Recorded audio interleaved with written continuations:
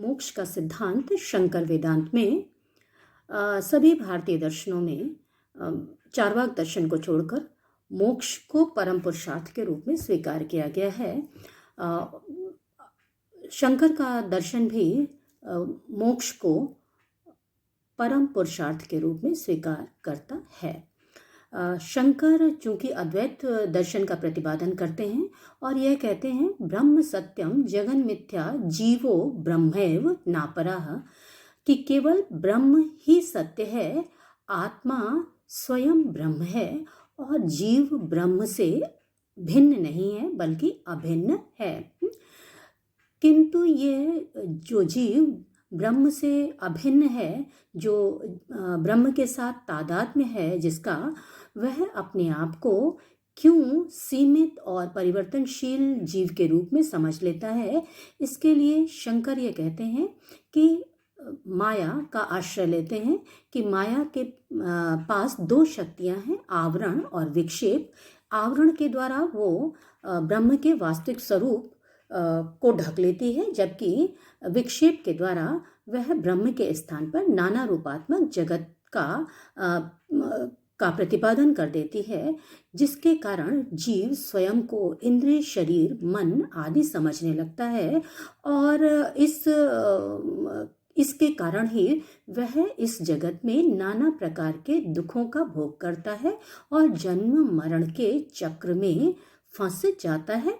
और इसलिए इस अज्ञान का कारण माया है, यानी जीव जो है वो अपने वास्तविक स्वरूप का उसे ज्ञान नहीं होता, बल्कि वह स्वयं को इंद्रिय, शरीर और मन समझ लेता है। ऐसा वह माया की वजह से करता है और माया स्वयं में अविद्या है। इसलिए यदि जीव के बंधन का कारण अविद्या है तो इसका निवारण भी ज्ञान के द्वारा ही हो सकता है। इसलिए शंकर वेदांत जो है वो ज्ञान मार्ग को ही मोक्ष के साधन के रूप में स्वीकार करता है। साथ ही साथ शंकर इस बात को भी स्पष्ट कर देते हैं कि मोक्ष अपने आप में किसी नवीन स्थिति की प्राप्ति नहीं है, बल्कि ये प्राप्तस्य प्राप्ति है, यानी ये उस स्थिति की प्राप्ति है जो कि जीव का यथार्थ स्वरूप है, जो नित्य रूप से पहले से ही विद्यमान है, किंतु अज्ञान के कारण जीव को उसका अनुभव नहीं हो रहा था, उसका साक्षात्कार नहीं हो पा रहा था, जिसके कारण जीव जो है वो बंधन में पड़ जाता है। लेकिन जब उसे इस तादात्म्य का ज्ञान हो जाता है, जब जीव को ब्रह्म से अपने तादात्म्य का ज्ञान हो जाता है, तो यह अविद्या, ये अज्ञान समाप्त हो जाता है और इसे ही मोक्ष की अवस्था कहते हैं। और इस रूप में मोक्ष अपने आप में किसी नवीन स्थिति की प्राप्ति नहीं है, बल्कि उस प्राप्तस्य प्राप्ति है जो कि सदैव से विद्यमान थी। केवल उसका ज्ञान, उसका साक्षात्कार जीव को इस समय हुआ है, जिसे मोक्ष प्राप्त हो रहा है। शंकर का यह मानना है कि किस प्रकार से मोक्ष को प्राप्त किया जाता है। चूंकि जीव जो है वो माया के कारण बंधन में पड़ जाता है, इसलिए इस माया को की निवृत्ति करने के लिए साधक को साधन चतुष्टय से युक्त होना चाहिए। ये साधन चतुष्टय क्या है? नित्य नित्य वस्तु विवेक, कि साधक को नित्य और अनित्य वस्तु में के अंतर का विवेक होना चाहिए। दूसरा क्या है? एह मूत्रार्थ भोग विराग, यानी साधन को लौकिक और परलौकिक सभी प्रकार के विषयों से अनासक्त होना चाहिए। तीसरा है शम दमादि साधन सम्मत, यानी साधक को शम दम श्रद्धा समाधान उपरति तितिक्षा इनसे युक्त होना चाहिए। और चौथा है कि मुमुक्षत्वम, साधक को मोक्ष के लिए दृढ़ संकल्प होना चाहिए, है कि इस प्रकार इन साधन चतुष्टय से युक्त होने पर ही साधक को ब्रह्म ज्ञान हो सकता है और इस ब्रह्म ज्ञान के द्वारा ही साधक को मोक्ष की प्राप्ति की, क्योंकि ये ब्रह्म ज्ञान अपने आप में ही व्यक्ति को ब्रह्म स्वरूप उसे ब्रह्म के साथ उसके तादात्म्य का साक्षात करा देता है और इस प्रकार व्यक्ति स्वयं ब्रह्म रूप या जीव स्वयं ब्रह्म रूप हो जाता है। इन साधन चतुष्टय से युक्त होने के पश्चात साधक को श्रवण मनन और निदिध्यासन करना चाहिए है कि ये श्रवण के अंतर्गत उपनिषदों को सुनना श्रवण कहलाता है और ये किसी योग्य गुरु से इसका श्रवण करना चाहिए। श्रवण के पश्चात मनन करना चाहिए। मनन का तात्पर्य क्या है कि जो ज्ञान आपने श्रवण किया है, जो ज्ञान आपने सुना है, उनका तर्क के आधार पर उनके प्रति बौद्धिक आस्था उत्पन्न करना मनन कहलाता है। निदिध्यासन ब्रह्म और आत्मा की एकता का निरंतर ध्यान करते रहना निदिध्यासन कहलाता है। इन श्रवण मनन निदिध्यासन के पश्चात जीव को जब ब्रह्म ज्ञान या ब्रह्म साक्षात्कार हो जाता है तो उसे मोक्ष प्राप्त हो जाता है कि उसे यानी जैसे ही ये ज्ञान प्राप्त होता है, ये ज्ञान की स्थिति ही वह अपने आप में मोक्ष की स्थिति हो जाती है, क्योंकि जैसे ही ये अज्ञान मिटता है, जैसे ही जीव का अज्ञान समाप्त हो जाता है, और ये अज्ञान की समाप्ति कैसी है, ये क्षणिक समाप्ति नहीं है।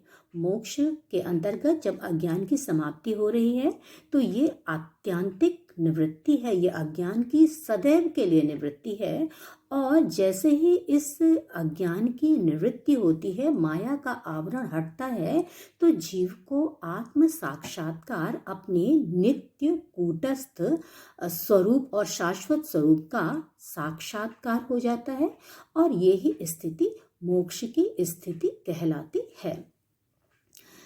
शंकर इसको कुछ उपमाओं के द्वारा व्यक्त करते हैं। वे कहते हैं कि मोक्ष की स्थिति किसी नवीन स्थिति की प्राप्ति नहीं है, ये बहुत कुछ वैसी स्थिति है जैसे कोई किसी व्यक्ति के गले में कोई माला पड़ी हो, लेकिन वह उस माला को चारों ओर ढूंढ रहा है, उसे वो नहीं मिलती, लेकिन जब वो अपनी ओर देखता है तो उसे वो कंठहार दिखाई दे जाता है और इस प्रकार उसे इसका ज्ञान हो जाता, वो कंठहार उसे प्राप्त हो जाता है और उसे इसका ज्ञान हो जाता है।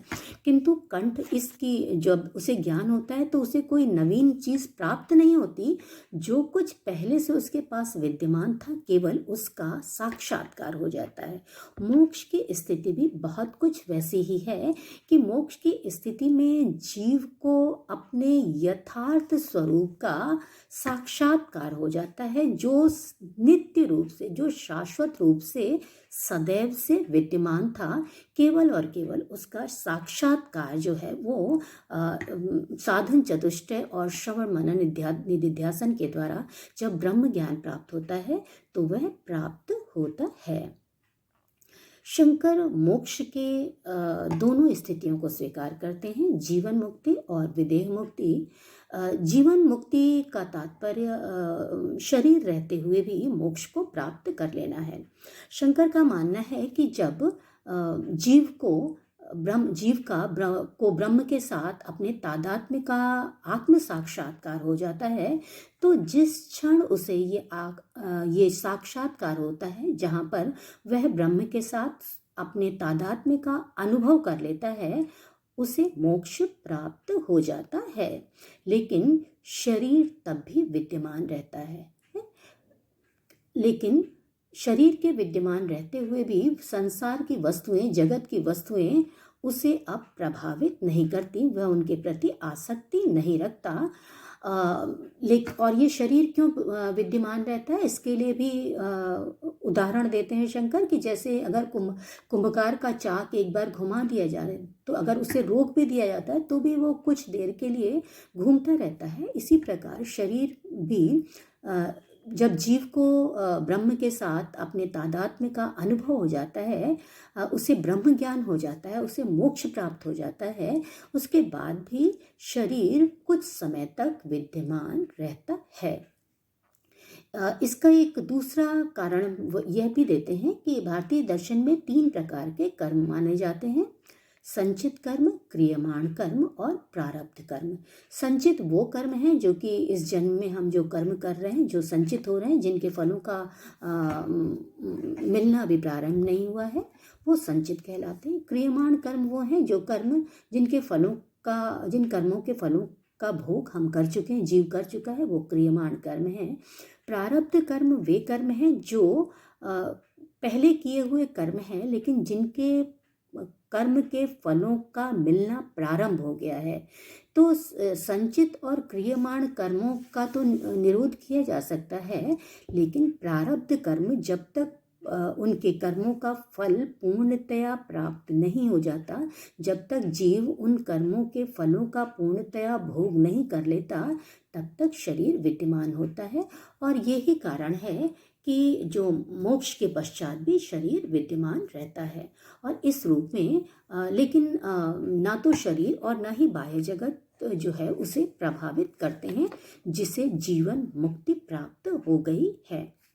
दूसरी मुक्ति विदेह मुक्ति है, जब कर्म फलों का क्षय हो जाता है पूर्णतया। जब प्रारब्ध कर्म, जो जीवन मुक्त व्यक्ति है, उसके कर्म के फलों का पूर्णतया क्षय हो जाता है, जब प्रारब्ध कर्म पूर्णतया समाप्त हो जाते हैं, तो उसका शरीर भी समाप्त हो जाता है और इस स्थिति में वह विदेह मुक्ति प्राप्त कर लेता है। ये विदेह मुक्ति जो है, जिसे हम कहते हैं कि इस स्थिति में ब्रह्म के साथ जीव का पूर्ण तादात्म्य हो जाता है, कि यहाँ पर सिर्फ और सिर्फ ब्रह्म, एकमात्र तत्व जो है वो ब्रह्म की सत्ता ही विद्यमान होती है, किसी अन्य तत्व की सत्ता जो है वो विद्यमान नहीं रह जाती है।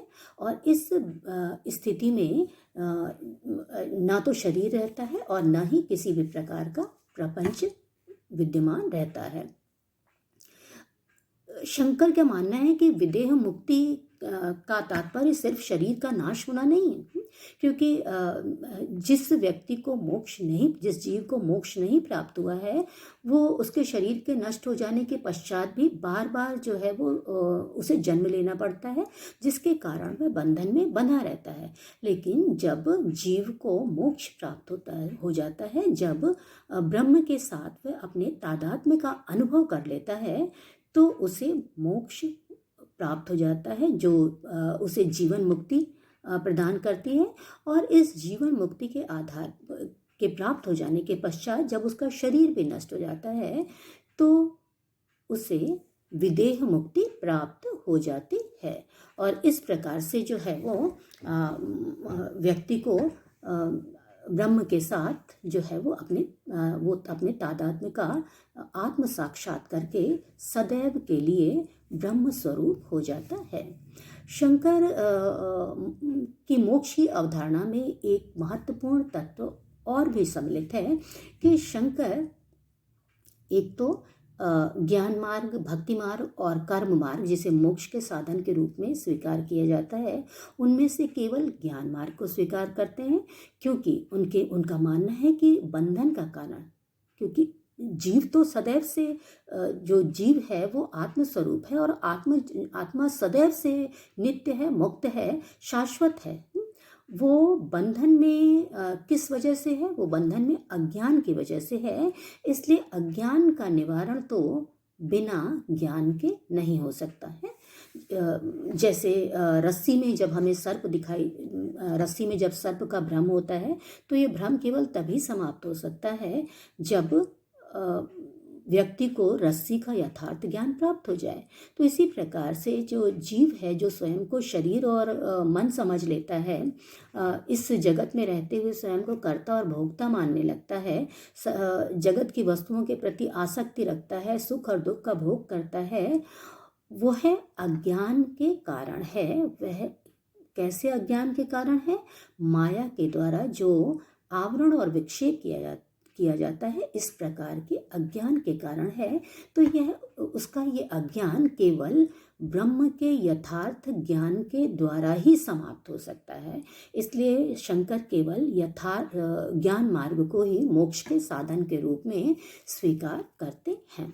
साथ ही साथ शंकर जो हैं वो क्रमिक मुक्ति की अवधारणा को भी स्वीकार नहीं करते हैं, बल्कि इसके स्थान पर वे सद्य मुक्ति की अवधारणा को स्वीकार करते हैं। ये सद्य मुक्ति क्या है कि जिसका तात्पर्य क्या है कि जैसे ही जीव को ब्रह्म के साथ अपने तादात्म्य का साक्षात्कार होता है, उसी क्षण जीव को मोक्ष प्राप्त हो जाता है। और ये कोई क्रमिक प्रक्रिया नहीं है, बल्कि ये क्या है, जिस क्षण जिस जगह पर जीव को ब्रह्म के साथ अपने तादात्म्य का ज्ञान हो जाता है, अपने तादात्म्य का अनुभव हो जाता है, अपने आत्म स्वरूप का आत्म साक्षात्कार हो जाता है, उसी क्षण जीव को मोक्ष प्राप्त हो जाता है।